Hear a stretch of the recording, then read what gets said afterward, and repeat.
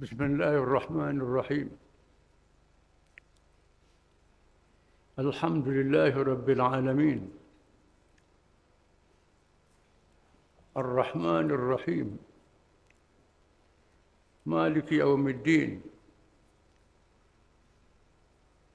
إياك نعبد وإياك نستعين اهدنا الصراط المستقيم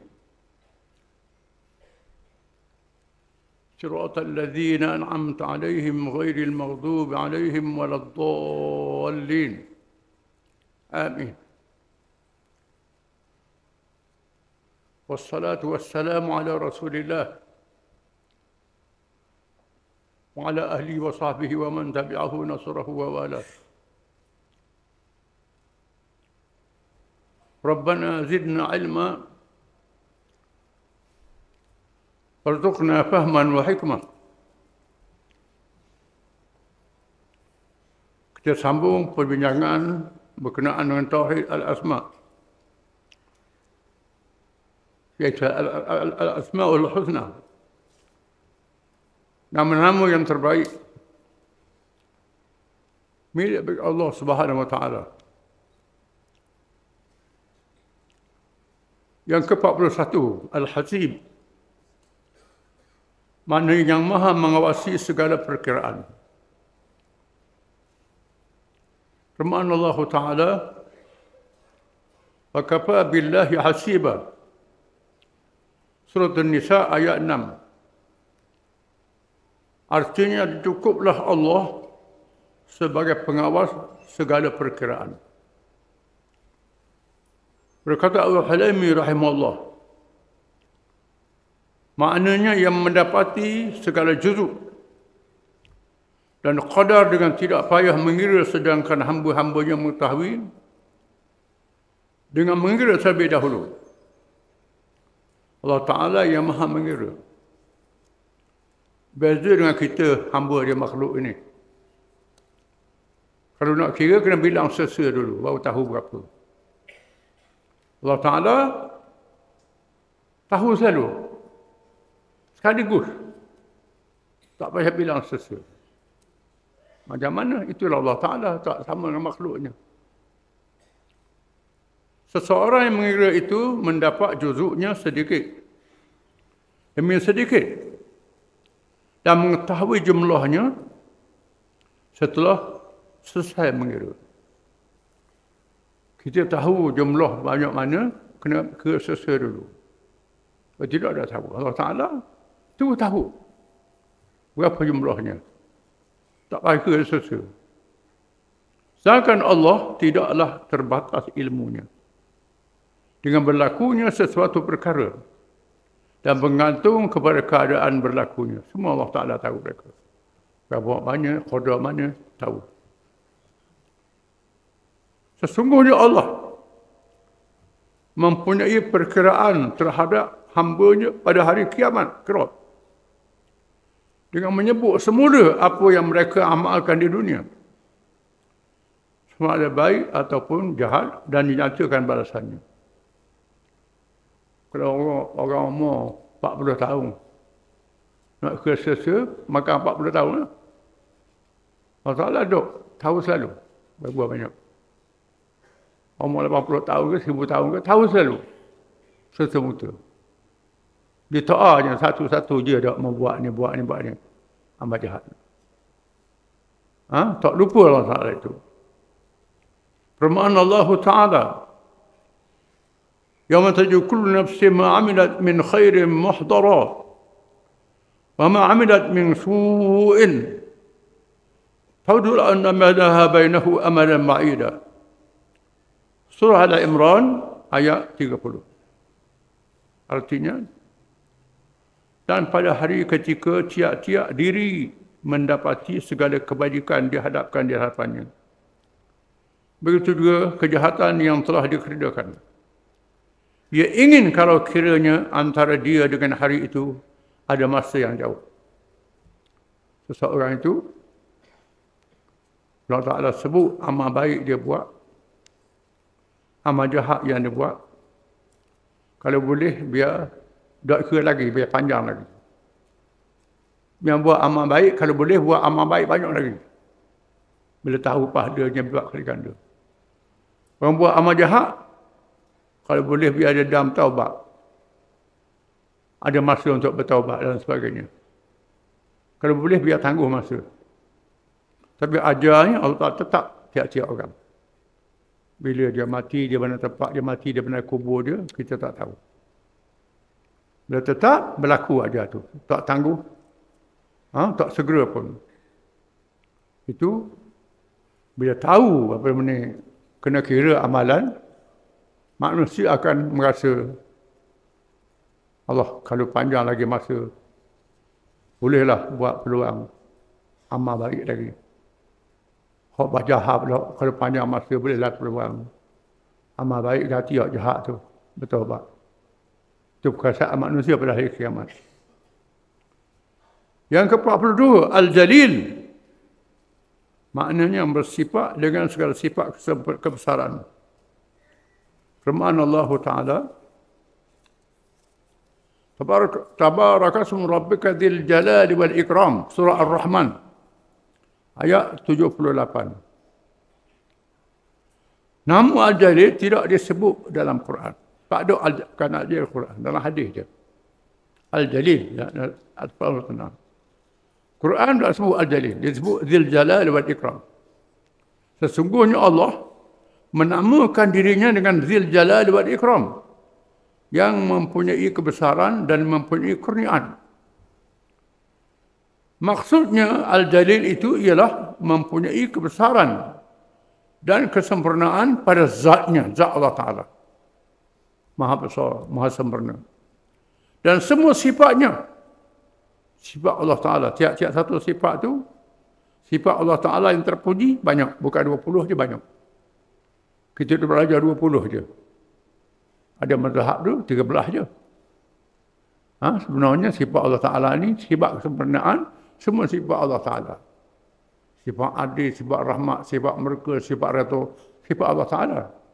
Tak masuk ada sifat 20. Hak 20 tu hak khilaf ulama'. Hak ulama' balah. Kita duduk belajar orang balah. Orang tak balah, tak belajar. Tu jadi cara tu, dia nak balah sama.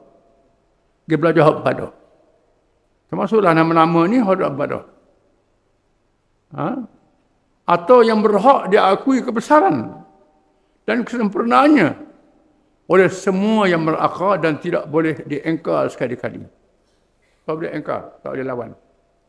Berkata Ar-Razi rahimahullah, bermula perbezaan antara Al-Jalil, Al-Kabir dan Al-Azim itu ialah bahawa Al-Kabir nama bagi yang sempurna pada zat. Al-Jalil nama yang sempurna daripada sifat-sifat. Dan Al-Azim itu nama bagi yang sempurna pada kedua-duanya. Tadi ada beza. Al-Kabir ni sempurna pada zat. Al-Jalil sempurna pada sifat. Al-Azim dua-dua sekali pada zat dan sifat. Tiap-tiap perkataan ada maknanya. Al-Karim yang maha pemurah atau maha memberi. Firman Allah Ta'ala, Tabaraka ismu rabbika dzil jalali wal ikram. Surah Al-Infitar ayat 6. Artinya, hai manusia, apakah yang telah memperdayakan kamu melakukan kedurhakaan terhadap Tuhan kamu yang maha pemurah? Berkata Al-Hulaimi rahimahullah, maksud Al-Karim itu ialah yang banyak memberi manfaat. Tidak syok lagi banyaknya manfaat yang telah mengurniakannya oleh Allah kepada hamba-hambanya. Dan sebagai limpah kurnia yang sejati darinya. Dialah yang maha berhak dinamakan Al-Karim. Tak ada yang lain. Kalau nak nama orang, Abdul Karim. Tak ada nama Al-Karim. Tak berhak pada orang lain. Berkata Syekh Abdul Qadir Al-Mandiri rahimahullah. Syekh Abdul Qadir Al-Mandiri rahimahullah ialah seorang ulama Melayu yang duduk di Mekah. Asal dia Sumatera, belajar di Kedah, pergi ke Mekah, jadi alim. Dan mengajar di Masjidil Haram. Di Mekah. Banyak kitab-kitab dia dalam bahasa Melayu, Mutiara Indah. Siasah dan politik, agama dan politik, kitab-kitab kerangan dia banyak. Kitab Akidah Bang Ibadat. Salah satu kitab dia, Mutiara Indah, dia haram oleh kerajaan Malaysia dalam tahun 60-an dulu. Kata Syekh Qadir Mandiri, Al-Karim itu yang memberi daripada ketiadaan permintaan. Kita tak minta apa dia beri juga. Kita tak minta dia beri. Suatu masa kita tidur tu tak sedar apa-apa. Tuhan beri ke kita, boleh nyamu, boleh macam-macam. Tak minta apa. Masa tidur nak minta apa? Tak sedar. Begitu mari kita dah ingat. Atau yang melengkapi pemberiannya akan orang yang taat dan orang yang derhaka. Allah Ta'ala beri belaka. Orang taat pun dia beri, orang derhaka pun dia beri. Maksudlah hamba-hamba dia yang lawan dia beri juga rezeki. Tak berlaku orang yang derhaka tu mati selalu. Orang selitau selalu. Tak. Kita manusia je. Kalau lawan kita tak beri selalu. Tak beri batuan selalu lawan dia. Allah Ta'ala tak beri rezeki belaka kepada hamba-hamba dia. Adapun kesalahan dia dikira pada hari kiamat kelak. Dia bercarakan lain. Yang 44, Ar-Raqib, yang maha mengawasi.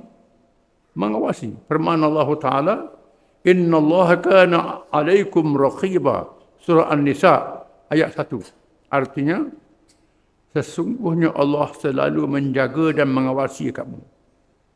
Maknanya maksudnya berkata Al-Hulaimi rahimahullah, yakni yang tiada lalai ia daripada apa yang telah menciptanya. Atau yang tiada termasuk di dalamnya sesuatu kecacatan. Kerana ada kelalaian daripada apa yang diciptanya. Maknanya Allah Ta'ala tak lalai sikit pun pada diri dia. Tidak ada kelalaian pada Allah Ta'ala. Dia sentiasa memerhati hambanya sepanjang masa. Allah Ta'ala la ta'khudhu sinatun wa la naum. Allah Ta'ala tak tidur dan tak mengantuk. Jaga sama Allah Ta'ala ni. Kita ni kalau letih mengantuk, Allah Ta'ala tak ada. Tak letih, tak ada tidur, tak ada mengantuk sepanjang masa. Sentiasa memerhati kita. Berkata Az-Zujad rahimahullah, makna Ar-Raqib itu ialah yang memelihara. Yang tiada hilang daripadanya sesuatu pun. Yang memelihara sepanjang masa. Tak hilang sesuatu daripada sesuatu pun. Tak ada putus. Berkata Syekh Abdul Qadir Al-Mandiri rahimahullah, maknanya ialah yang mengintai-intai, lagi yang hadir, lagi yang memandang akan sekadar makhluk. Dia tengok makhluk dia, pandang makhluk dia, dan ia lebih umum daripada Al-Muhaimin. Kan Al-Muhaimin itu memandang dan memelihara atas segala melintas di dalam hatinya. Dan Ar-Raqib itu memandang atas yang zahir dan batin. Semua perkara. Zahir, batin, Allah Ta'ala sentiasa memerhati. Kalau kita ni tahu zahirnya, batin kita tak tahu, Allah Ta'ala tahu belaka. Al-Mujib, yang memperkenankan doa. Firman Allah Ta'ala, Ujibu da'wata da'i idza da'an. Surah Al-Baqarah ayat 146. Artinya, aku memperkenankan doa orang yang berdoa apabila ia memanjatkan doa kepadaku. Orang doa, mesti aku terima doa dia. Aku tunaikan. Firman Allah Ta'ala, Inna Rabbi Raqibun Mujib. Surah Hud ayat 61. Artinya sesungguhnya Tuhanku itu amat dekat, lagi amat memperkenankan doanya. Dekat, perkenankan doanya. Berkata Al-Hulaimi rahimahullah, maknanya ia yang menyampaikan kehendak orang yang meminta kepadanya. Orang yang berdoa pada dia, yang beriman, Allah Ta'ala sampaikan, mesti sampai. Dan tidaklah berkuasa oleh yang lain daripadanya untuk melakukan yang demikian itu. Atau yang lain tak boleh buat begitu, tak boleh nak beri selalu. Atau maksudnya juga ia menyahut permintaan orang yang berada dalam keadaan yang terpaksa.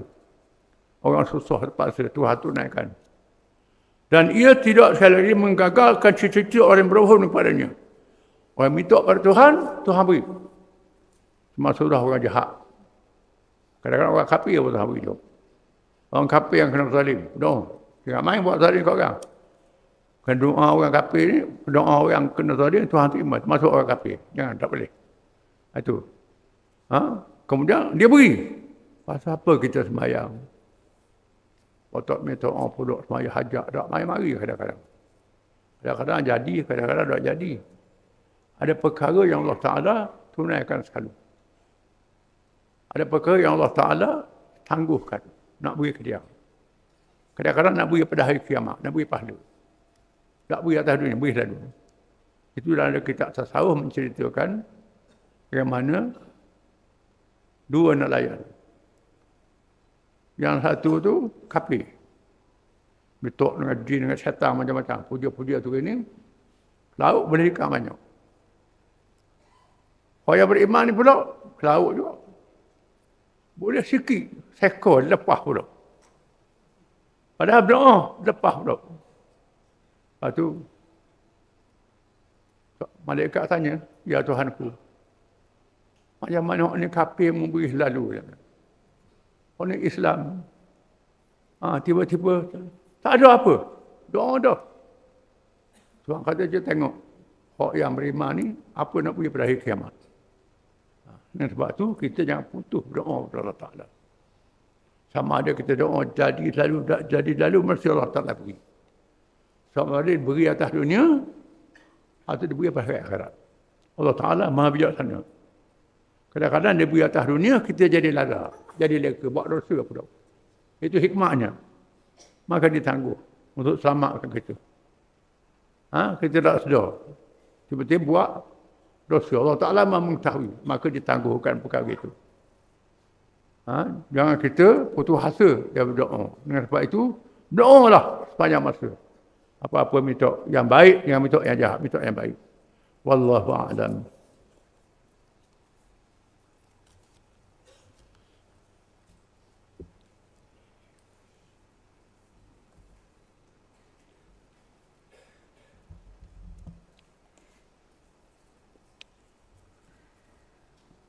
Bismillahirrahmanirrahim. Pembukaan Baitul Maqdis. Siapa di Baitul Maqdis, tak masuk lalu dalam kota. Masuk hari lain. Esokkan, rehat dulu.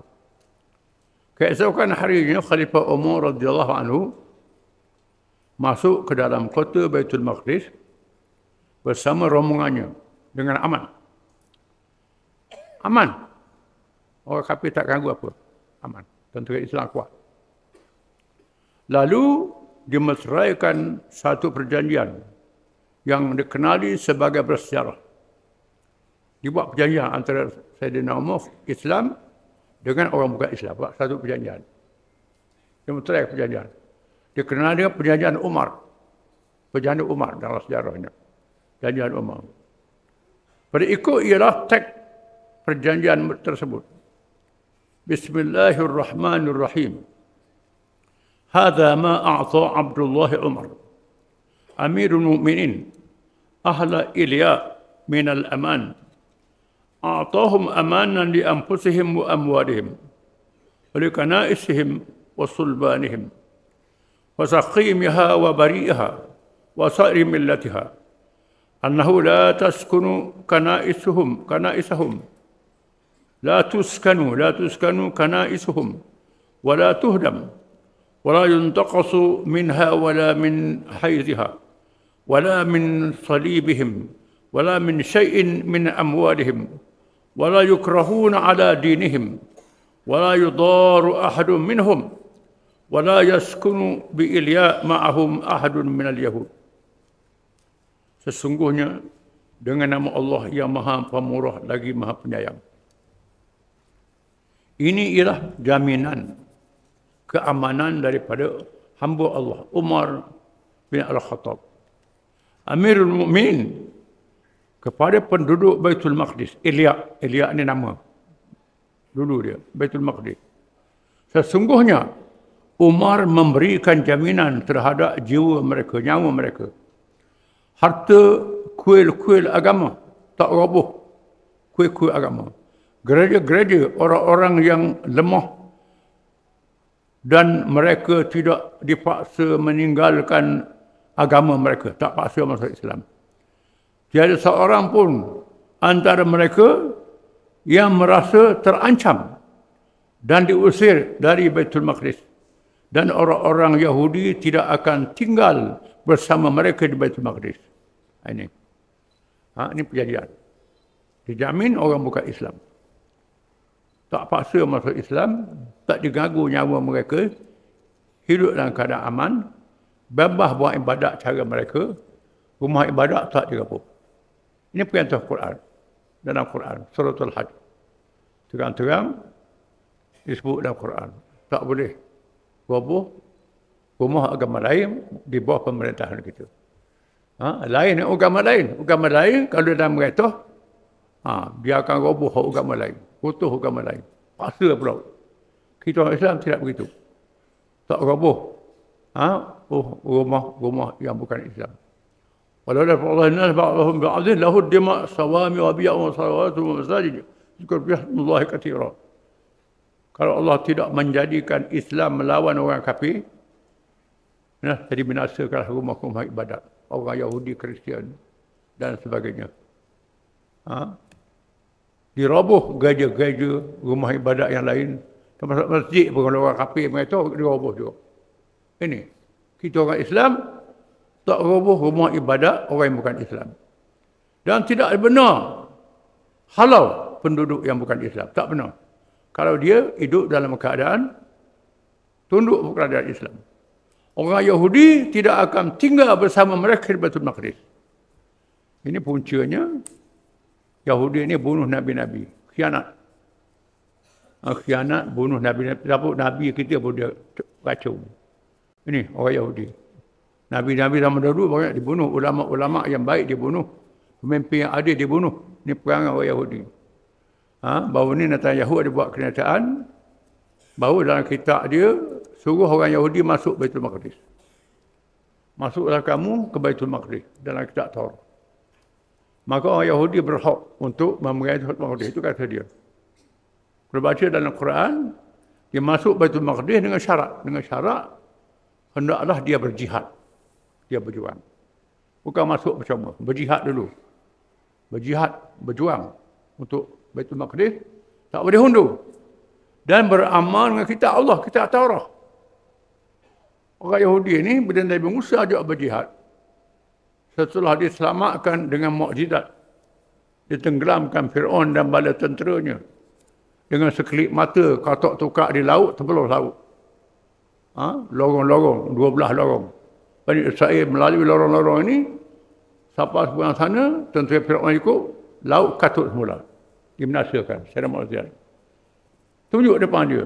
Sekarang ni, bila sampai masa nak balik ke negeri Nabi Ibrahim AS, dia anggap bapa Nabi-Nabi semua, Tuhan kata kena berjihad. Nabi itu kata Tuhan berjihad. Tiba-tiba orang Yahudi kata, gilah mu dengan Tuhan. Aku tak pergi.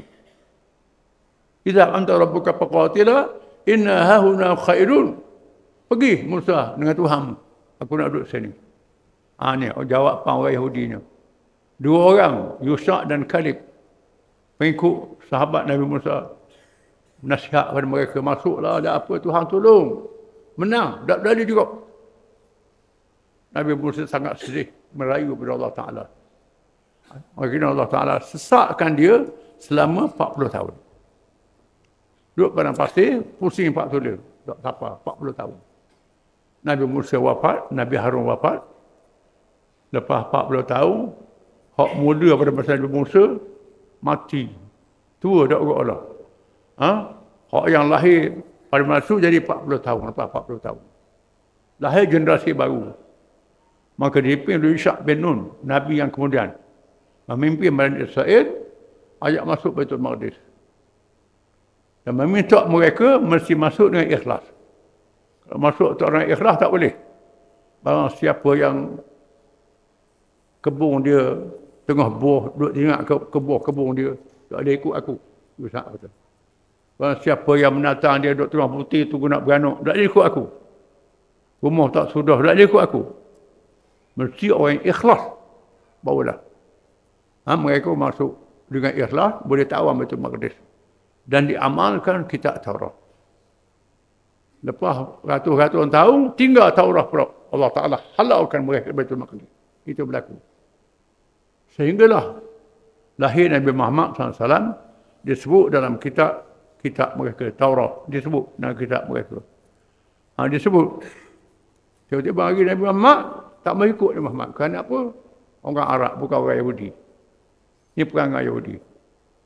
Bunuh Nabi-Nabi, lepas tu, dah lah tahu Nabi itu betul. Duduk di Madinah, tunggu Nabi.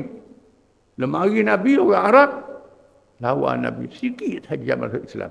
Ada orang masuk Islam. Sikit Allah bin Salam, Mukhairid.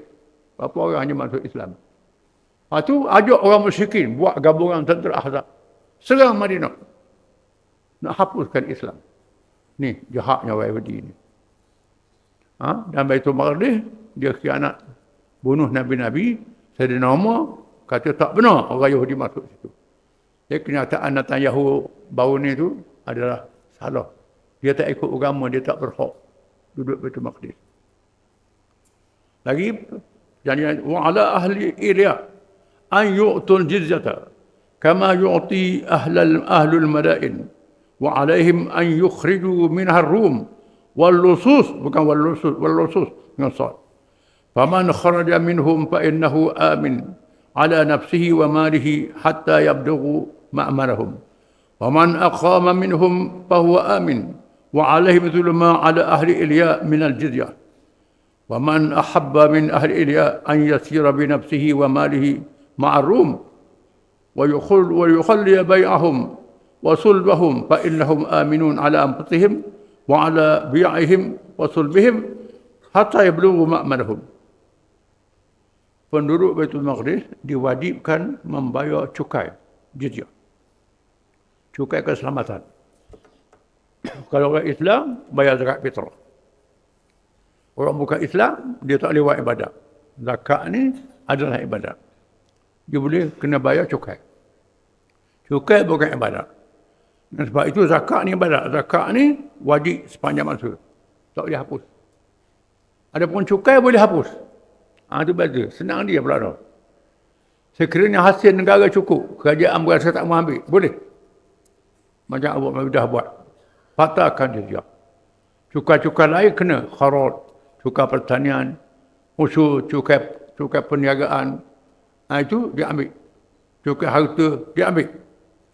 Cukai diri, boleh dihapus. Orang tak ada kerja, tak kena cukai. Orang menganggur. Parti-parti sami-sami yang duduk di gereja, tunggu gereja. Tunggu sedekah orang je. Tak kena jizyah. Ini. Dan sebab itulah orang kafir masuk Islam. Bila Islam mereka. Kita orang Islam, jangan deki lah. Jangan deki.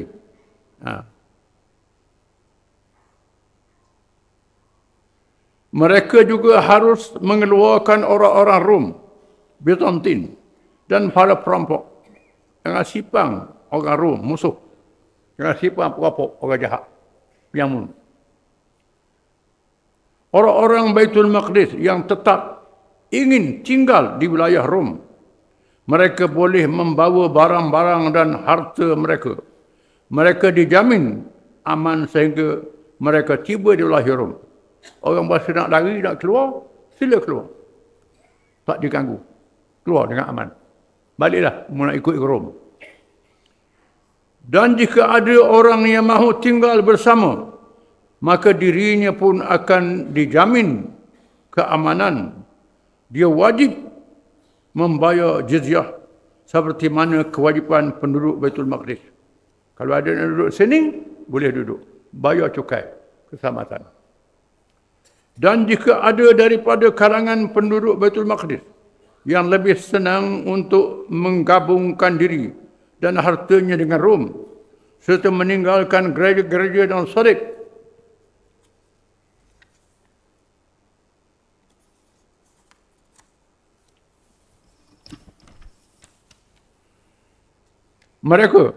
maka keamanan bagi mereka dijamin dari sudut nyawa, gereja dan salib mereka, sehingga mereka tiba di daerah yang menjamin keamanan mereka Rom.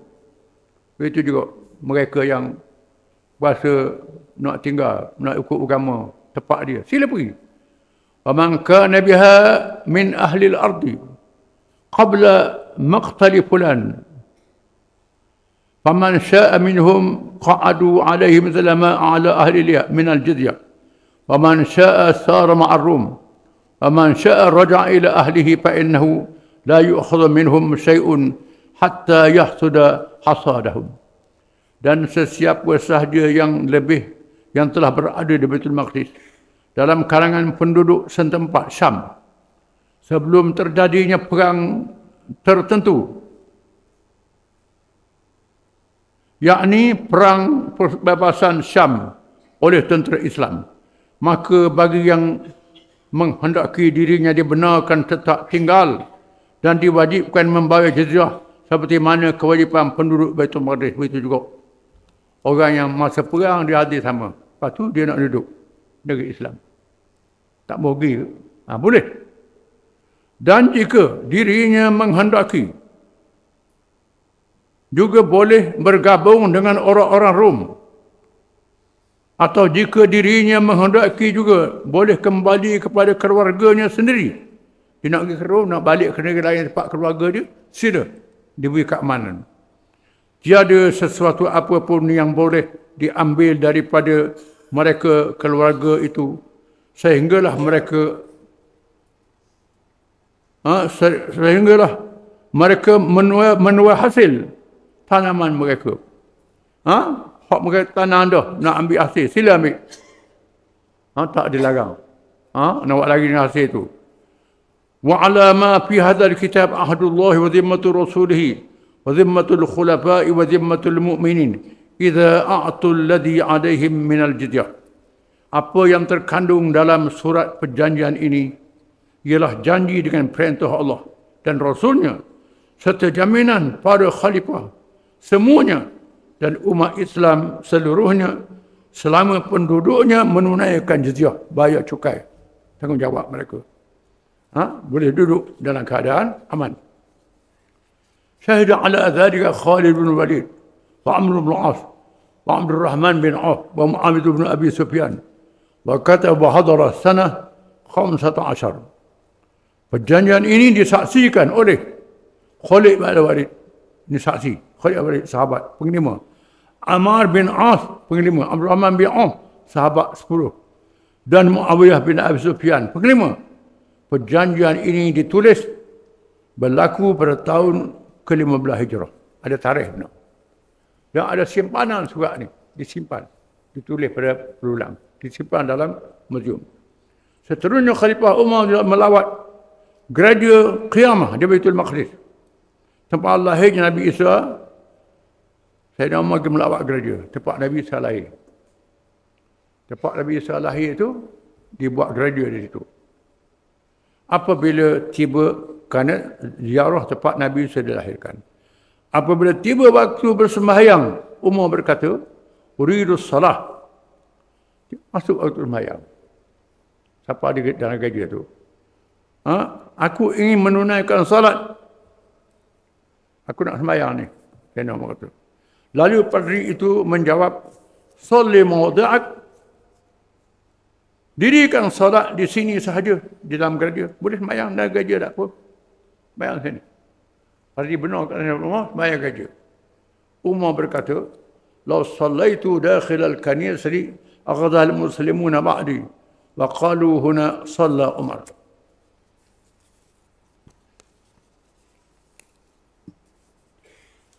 Tidak patut Umar bersembahyang di sini, di dalam gereja. Kata Umar, tak patut bersembahyang sini. Nanti masyarakat Muslim akan mendirikan masjid di sini, merobohkan gereja. Kalau sembahyang sini, Sayyidina Umar pernah sembahyang. Ni kamu buat gereja mu, buat masjid pula. Sayyidina Umar kata. Dan mereka akan berkata, Umar pernah bersembahyang di sini. Umar pernah sembahyang di sini. Kamu buat gereja, buat masjid. Maka Umar pun keluar dari gereja dan bersembahyang. Akhirnya tempat tersebut didirikan masjid, dinamakan Masjid Umar bin Al-Khattab. Sayyidina Umar sembahyang luar. Sembahyang luar, memang tempat saya sembahyang nanti buat masjid. Sampai hari ini, masjid berepek dengan gereja. Pak semua sembahyang, orang Islam buat masjid itu. Kemudian Umar bertanya, di mana letaknya sakhrah tempat Nabi Yaqub menerima wahyu daripada Allah? Kat mana sakhrah? Sakhrah ni batu besar. Batu besar yang tempat Nabi Ishaq terima wahyu. Orang Melayu kata batu gantung dak tali. Gantung tali tak ada. Ni tak betul tu. Salah. Bukan batu gantung dak tali. Macam-macam cerita dalam kitab Jawi. Batu besar. Cuma mungkinlah bawah dia tu kecil. Bukan batu digantung. Ni sebut dalam kitab batu gantung dak tali. Kononnya Nabi ikat tali di batu tu. Nabi nak naik ke langit. Batu ikut. Berhenti sekat tu. Sekat Jibril. Itu semua cerita mengarut. Kitab Jawi ada ni, kitab Jawi ni. Kitab tu. Orang kita pun percaya. Di situ juga letaknya Masjid Al-Aqsa yang menjadi kiblat pertama kepada umat Islam dan kiblat kepada ahli kitab. Masjid Al-Aqsa ni sakhrahnya jadi kiblat pertama orang Islam. Belum daripada menghadap ke Kaabah Mekah, orang Islam menghadap situ dulu sembahyang. Itulah Yahudi Kristian ada situ juga, sama kiblat. Kemudian Allah Taala suruh orang Islam ubah menghadap ke Mekah. Setelah ditunjukkan tempatnya, tiba-tiba terlihat. Di sana kawasan terbiar yang diliputi sampah sarap. Tiba-tiba tengok penuh sampah. Kawasan itu kotor. Umar pun turun sendiri. Diikuti para sahabat dan lain-lain membersihkan kawasan serta mendirikan semula masjidnya untuk dimakmurkan oleh umat Islam. Jadi Umar kata buat masjid. Bersih, buat masjid. Asal tak ada masjid. Patuh saja. Ka'ab al-Ahbar masuk Islam. Ka'ab al-Ahbar, seorang ulama yang terkenal. Asal dia Kristian, masuk Islam. Ka'ab al-Ahbar merupakan seorang padri besar yang sangat alim dan tinggal di sebuah kampung di Palestin. Beliau menyimpan wasiat daripada bapanya yang telah meninggal dunia supaya beriman dengan Rasul akhir zaman, iaitu Nabi Muhammad SAW. Sifat baginda dan sifat para sahabatnya yang berhijrah ke Taibah, Madinah ada dinyatakan dalam kitab Taurat dan Injil. Sifat-sifat Nabi disebut dalam Taurat, disebut dalam Injil. Ayah dia wasiat, kalau mau tepat temu dengan Nabi akhir zaman, ikut dia. Tak sepak dengan dia, ikut agama dia, sahabat dia. Ka'ab datang untuk mengisytiharkan keislamannya di hadapan Khalifah Umar bin Khattab radhiyallahu anhu. Datang menghadap Sayyidina Umar, tu isytihar masuk Islam. Akhirnya padri ini termasuk dalam kalangan ulama tabi'in. Ka'ab Asy'ari ulama tabi'in. Ulama yang sempat dengan sahabat. Tak sempat dengan sahabat tabi'in. Bukan tabi'in. Sahabat yang sempat dengan Nabi, tabi'in yang tak sempat. Rupa dengan sahabat saja. Tabi'in yang sempat dengan tabi'in generasi pertama. Itu tabi'in. Yang banyak meriwayatkan kisah mengenai umat terdahulu. Di mana Ka'ab Ashraf ni banyak tahu cerita umat zaman dulu. Disebut dalam Taurat. Kitab-kitab orang Yahudi. Ka'ab juga mendengar ayat Al-Quran yang dibacakan oleh salah seorang tentera Islam. Dia dengar tentera Islam baca ayat Al-Quran. Firman Allah Ta'ala, Ya alladhina utul kitab aminu bima nazzalna musaddiqan lima ma'akum min qabla an nasbisa wujuhan fanaruddaha ala adbariha aw nal'anahum kama la'anna ahla sabt wa kana amrullahi maf'ula. Surah An-Nisa ayat 47. Dia dengar sahabat baca ayat ni. Maknanya wahai orang-orang yang beriman, telah diberikan kitab, berimalah kalian dengan apa yang telah kami turunkan Al-Quran, yang mengesahkan kitab-kitab yang ada pada kalian sebelum kami menyeksa dengan menghapuskan bentuk muka kalian sehingga berubah menjadi rata, tidak bermulut, berhidung dan bermasa, lalu kami menjadikannya sama seperti rupa sebelah belakang. Atau kami melaknat mereka sebagaimana kami telah melaknat orang-orang daripada kaum mereka, Yahudi, yang melanggar larangan bekerja pada hari Sabtu, dan ingatlah perintah Allah itu tetap berlaku. Jadi dengar baca ayat ini. Ayat ini menceritakan orang Yahudi yang tak beriman. Tak ada muka, tak ada maruah maknanya. Termasuklah orang Yahudi yang dia minta hari cuti, Tuhan beri hari Sabtu. Tuhan uji dia. Tak ada kerja langsung. Nak uji tengok lagu mana. Tiba-tiba berlaku di tepi laut. Asal hari Sabtu ikan masuk. Masuk ikan, peranda atau apa pula tu. Banyak ikan. Nak ke laut tak boleh. Dia larang. Bukan dia larang. Hari lain tak ada pula ikan. Masuk sikit pula.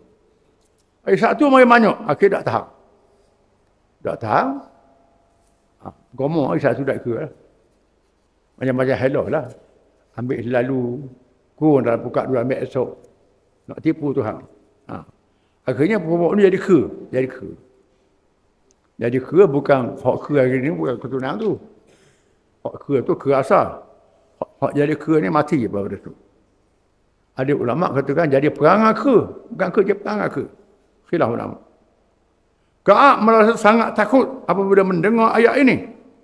Sehingga menggerakkan hatinya untuk segera menganut Islam. Ka'ab menjadi seorang Muslim di hadapan Khalifah Umar bin Al-Khattab radhiyallahu anhu. Terus jadi orang Islam. Kemudian Umar radhiyallahu pun membawanya ke Madinah.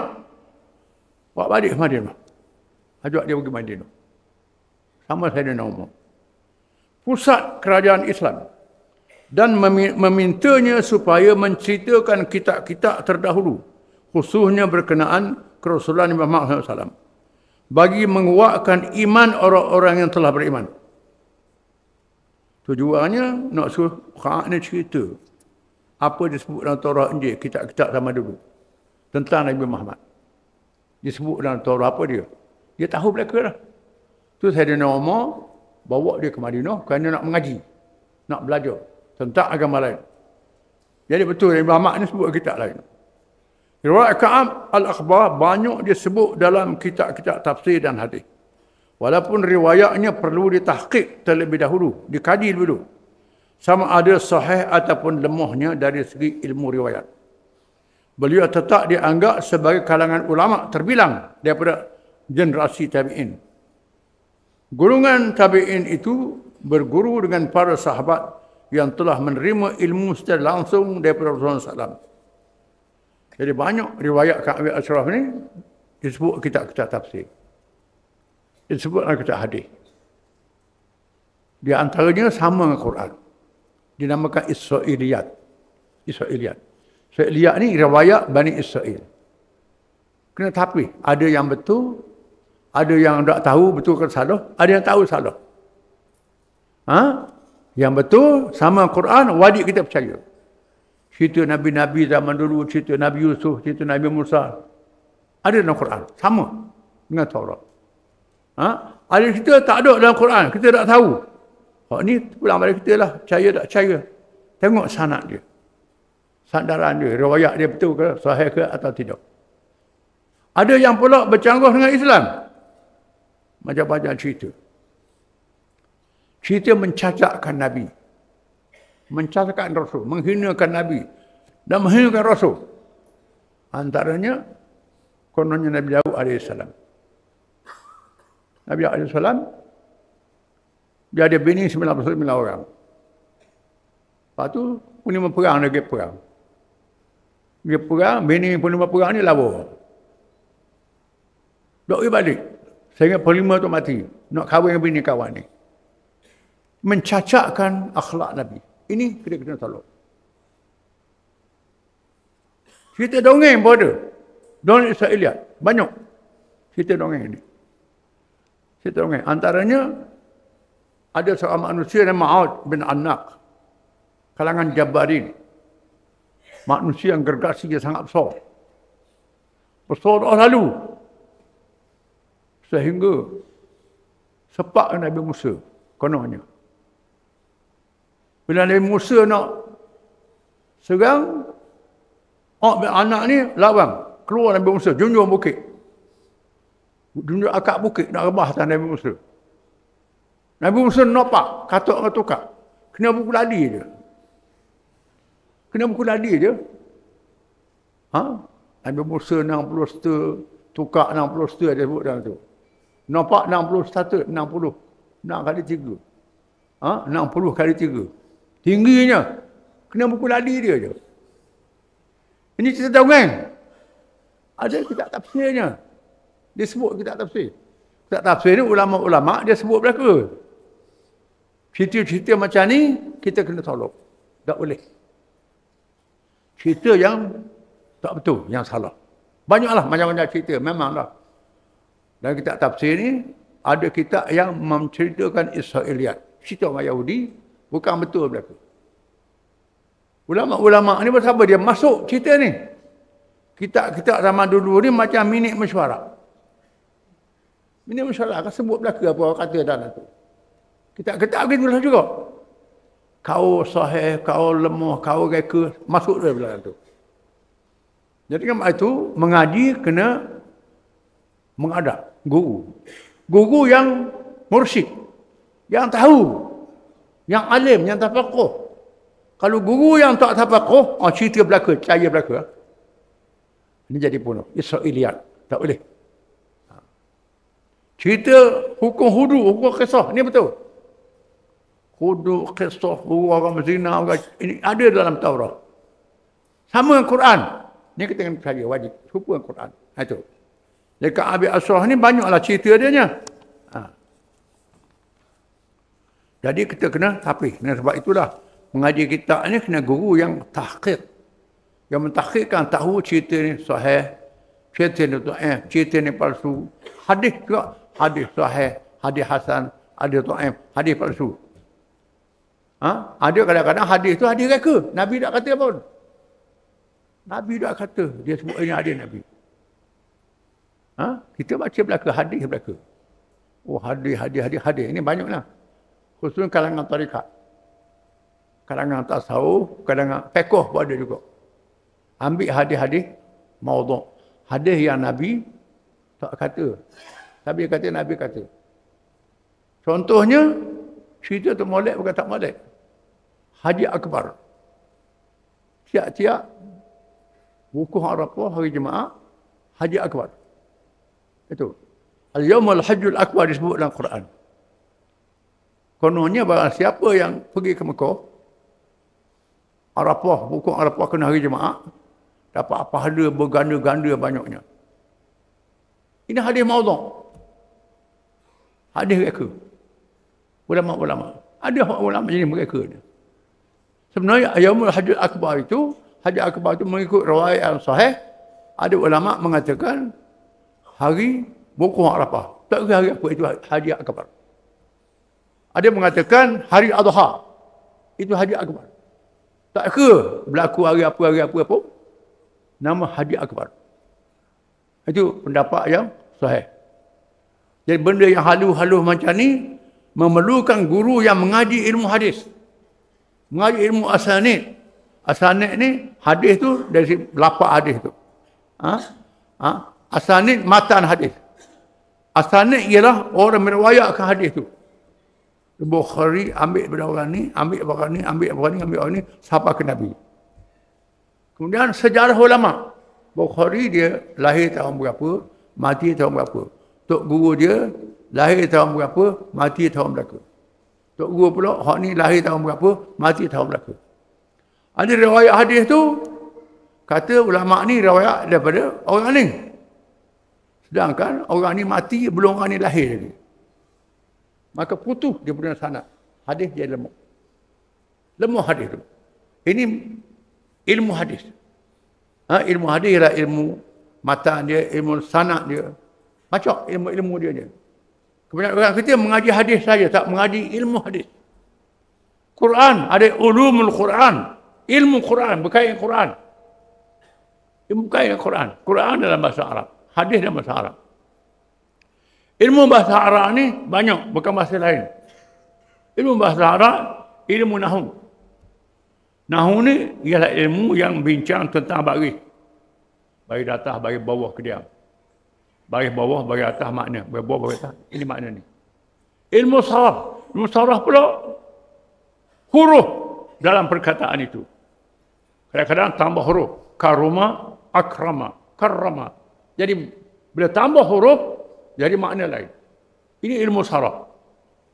Ilmu balaghah. Balaghah ni ilmu membahaskan maksud perkataan itu. Dalam ilmu balaghah ni pula ada ilmu bayan, menerangkan maksud, ilmu banik, keindahan bahasa, ilmu isti'arah. Isti'arah ni pula ada perkataan sindir. Perkataan sindir bukan perkataan asal. Perkataan sindiran. Asal makna lain, dia disindirkan. Contohnya firman Allah Ta'ala, وَمَنْ كَانَ فِي الدُّنْيَا أَعْمَى وَهُوَ فِي الْآخِرَةِ أَعْمَى وَأَضَلُّ سَبِيلًا. Barang siapa yang buta di atas dunia, kata terima asal dia. Akhirat buta juga. Dia bisa sesat pada akhirat. Maknanya orang buta atas dunia ni, baki buta lah. Sesat hari kiamat. Jangan orang buta ni sahabat Nabi pun ada, alim pun ada, orang soleh pun ada. Maka ini sindiran. Buta tu buta hati. Bukan buta masa. Ini ilmu balaghah. Ilmu balaghah. Itu ilmu bahasa Arab. Ilmu adab Arabi, sastra Arab. Oleh kerana bahasa Arab ni ilmu bahasa Arab. Baca syair-syair saja ucapan orang Arab zaman dulu. Tiap-tiap perkataan tu ada perkataan yang sama. Kaji bukan syair dia. Perkataan dalam syair tu, perkataan dalam ucapan dia. Kaji supaya memahami perkataan Quran. Jadi ilmu kait dengan Quran ni banyak. Ilmu nasikh dan mansukh. Turun ayat yang dulu, ayat yang kemudian. Di antaranya ayat kemudian membatalkan ayat yang dulu. Kerana apa? Sebab-sebab yang berbeza. Kerana Allah Ta'ala nak perintah berperingkat-peringkat. Contohnya firman Allah Ta'ala, taqrabus salata wa antum sukara. Jangan kamu sembahyang dalam keadaan kamu mabuk. Ini pertama turun ayat. Orang baru masuk Islam, sahabat-sahabat ni. Dan orang Arab suka minum arak. Tuhan kata, jangan minum arak bila nak sembahyang. Maknanya belum sembahyang boleh tegak arak lah. Itu asalnya. Belum sembahyang boleh tegak arak. Bila nak sembahyang boleh dia tak boleh. Kerana mabuk dengan sembahyang. Baca Qur'an hak tulis dah. Berlaku. Qur'an orang abdu abatu atau hak tulis tu lah. Mabuk. Tuhan kata, bila nak sembahyang minum arak. Lepas tu turun ayat. Mengatakan rijsu min amali syaitan. Arak tu keji, maka haram terus. Jadi ayat ni menasahkan, membatalkan ayat yang dahulu. Ada dalam Quran dibaca. Hukum tak boleh pakai. Bacaan saja. Ini kena tahu. Terlabat ilmu tafsir. Kita kena faham. Ilmu mantiq. Mantiq ni ilmu guna akal, guna logik. Guna akal, ilmu mantiq. Asal daripada Greek, ilmu falsafah. Belajar. Ilmu mantiq. Mantiq ni pula guna akal. Guna akal ni pula bukan semua. Ada perkara yang sifat-sifat Tuhan dan sebagainya, akal kita tak boleh apa. Guna akal tak boleh. Tak agak nak mikir. Tuhan ni dengar. Sepi dengar. Nampak jauh, dekat, gelap, ceroh dalam batu. Tuhan nampak juga. Kita tak agak nak mikir. Tak agak nak mikir. Jadi ilmu mantiq tak boleh guna dalam semua perkara. Kecuali perkara yang boleh guna akal. Biasanya ilmu mantiq ni guna untuk balas. Nak lawan orang. Hujah. Pakai ilmu mantiq. Ilmu akal ni untuk tertentu saja. Dengan sebab itulah Imam Nawawi Ibn Salah. Wan Nawawi Ibn Salah harrama. Imam Nawawi Ibn Salah mengharamkan ilmu mantiq. Ilmu mantiq ni guna buat balas. Boleh belajar. Tujuannya nak bahas falsafah. Itu tak apa. Ada ulama kata ilmu mantiq ni fardu kifayah. Ada ulama kata haram lah ilmu mantiq. Kenapa buat balas? Itu duduk balas di pondok dah. Balas guru dengan guru ni kerana belajar mantiq. Dia tak beza antara benda yang akal siapa, akal tak siapa. Ini kerana mengaji mantiq dan mengaji tauhid. Tak tahu. Ada benda yang akal tak siapa, akal tak siapa. Duduk balas pondok ni dengan pondok ni, tok ni. Ini kerana tak belajar semua ilmu berkait dengan ilmu Quran, ilmu hadis, ilmu bahasa Arab. Ini masalah. Sebab itu ilmu agama ni sangat luas. Agama Islam ni Sangat luas ilmu dia. Pasal ini mukjizat Quran, kehebatan Quran. Wallahu alam.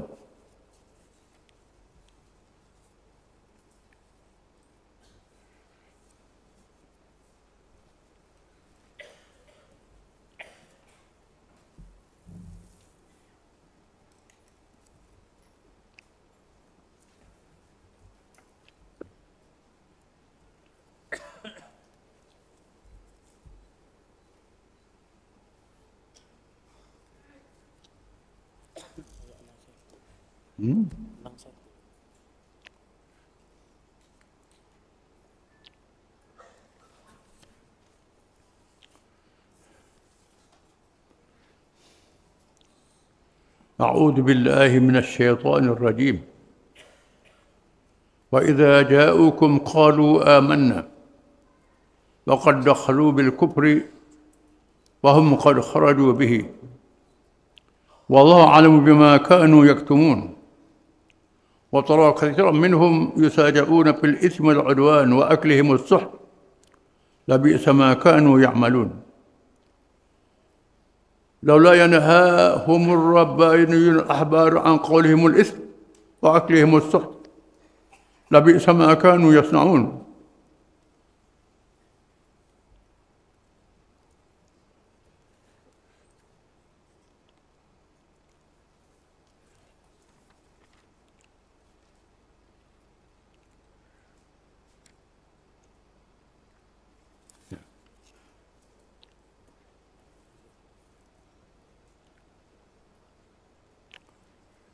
Dan apabila mereka orang-orang Yahudi yang atau munafik itu datang kepadamu, wahai Muhammad SAW, datang kepada Islam, mereka berkata, kami telah beriman.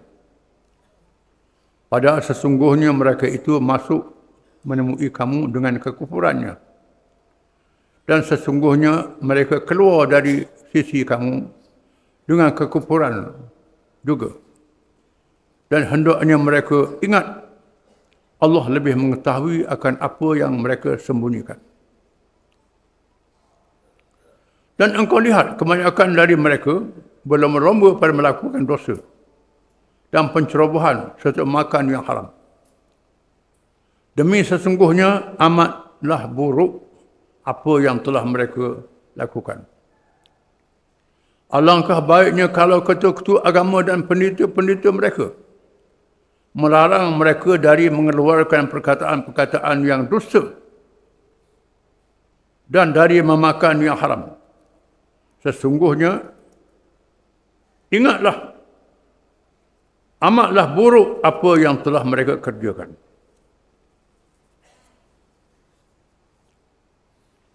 Ayat ini menceritakan terdapat kalangan orang-orang Yahudi itu yang berpura-pura Islam. Datang temu Nabi, percaya ke Islam. Dalam hati dia tak percaya. Keluar je, tak percaya. Di sana ada juga orang semua berada, orang Arab yang tak Yahudi. Mereka datang kerana nak zakat, nak duit, nak bantuan. Bila Islam menang, saya orang Islam juga. Sebab boleh zakat, boleh duit, boleh piti. Bila Islam kalah, lari lalu. Ini, pura-pura. Antara mereka itu, tunjuk kuatnya Islam. Abdullah bin Ubay contohnya. Ini munafik. Kononnya, dia kesedik juga semayang. Tengok Nabi mati, Nabi mari sedik, kata, Nabi mari dah. Sungguhnya dia ni. Sungguh. Tapi Allah Ta'ala dedahkan dia ni seorang munafik. Seorang munafik. Bukan beriman. Anak dia Islam sungguh. Dia turun ayat-ayat berkait dengan orang munafik. Anak dia minta izin dengan Nabi nak bunuh ayah dia. Nabi kata jangan. Jangan. Tak boleh. Ada orang Islam gerang tengok nak bunuh ni. Nabi kata jangan, tak boleh. Kerana jadi fitnah. Orang kata Muhammad bunuh sahabat dia. Jadi fitnah. Nabi larang. Biarkan mereka datang masjid. Datang. Mudah-mudahan kalau mereka ni berubah. Masuk Islam. Mereka datang mengatakan, amanna, kami beriman. Padahal mereka masuk dalam kekufuran. Mereka keluar dengannya, keluar pula mengaku Islam. Allah lebih tahu apa yang ada dalam hati mereka. Wallahu a'lamu bima kanu yaktumun. Allah lebih tahu apa yang mereka sembunyi dalam hati mereka. Wa tara katsiran minhum yusari'una fil itsmi wal 'udwan wa aklihimus suht. Labi'sa ma kanu ya'malun. Engkau lihat kebanyakan mereka itu segera dalam mengerjakan dosa. Melampaui batas. Memakan harta haram. Alangkah buruk apa yang mereka lakukan itu. Tuhan dedahkan mereka ni suka buat dosa, suka buat maksiat. Antara mereka mengaku Islam, keluar buat dosa, minum arak macam-macam, berzina macam-macam. Ini mereka. Dan mereka melampaui batas. Sampai batas. Tak tunjuk hari ini. Hari ini orang Yahudi pegang di Gaza, di Palestin. Bunuh orang tua, bunuh budak-budak, bunuh orang puang, serang hospital, kubur serang, sekolah serang, gereja serang, Kristian di kamu dia, masjid di kamu dia, kamu berlaku. Sedangkan Tuhan sebut dalam perang, tidak boleh wala ta'tadu, innallaha yuhibbul mu'tadin. Perang boleh, jangan melampau. Tak boleh bunuh orang tua, tak boleh bunuh kanak-kanak, tak boleh bunuh mereka terlibat dengan peperangan. Tak boleh. Sebab itu Hamas dan pro-Islam ini berperang, serang sasaran tentera saja. Iran dengan Yaman, lancar roket Israel, sasaran tentera saja. Dan kawasan orang awam yang tentera. Kerana orang Yahudi ni, dia keroh rakyat dia jadi tentera belaka. Sebab tu kawasan awam boleh juga. Serang pasar. Dalam pasar tu ada tentera. Orang pasar tu tentera. Pandang senjata belaka. Ini sebabnya. Berlaku orang Palestin kan. Dia bombah dan sebagainya. Kita tidak melampau. Mereka ni melampau. Sehingga bila orang Hamas tutu tentera saja, tawanan Yahudi, orang Yahudi ni tawan dia layan dengan baik. Kerana Tuhan berkata wajib layan tawanan perang. Beri makan macam beri makan anak yatim. Memang orang miskin. Tawanan perang. Dia beri makan. Tak boleh lock dia lapar. Kalau dia cedera, jangan bunuh. Rawatkan dia. Berobat. Mudah-mudahan masuk Islam, mana tahu nak tarik dia masuk Islam. Dia dok tawanan orang Islam, dibunuhnya. Dia seksa dia. Dia dah benda ni. Media-media dia dah. Surat khabar di PTV dia dah. Seluruh dunia. Menyebabkan seluruh dunia marah ke Yahudi hari ini. Jadi berlaku. Orang kafir marah. Masalahnya orang Islam lembak. Orang Islam dia lembak. Lemah. Iman. Tak boleh nak lawan. Wa'aklihimus suhda. Dan mereka suka makan yang haram. Berniaga tipu orang. Berniaga makan madu daki. Makan sukatan. Makan riba. Ini kerja mereka. Ini kerja orang Yahudi. Kerja buat-buat munafik ni. Makan riba. Orang Islam jangan ikut perangan ni. Ikut perangan ni. Ikut perangan ni bukan jadi kafir dah. Kalau kita percaya ke Islam, Islam juga. Tapi perangan orang kafir jangan ikut. Nabi kata ke Abu Dhar, ya Abu Dhar, inna fika jahiliyah, wa Abu Dhar. Muna ada perangai jahiliyah.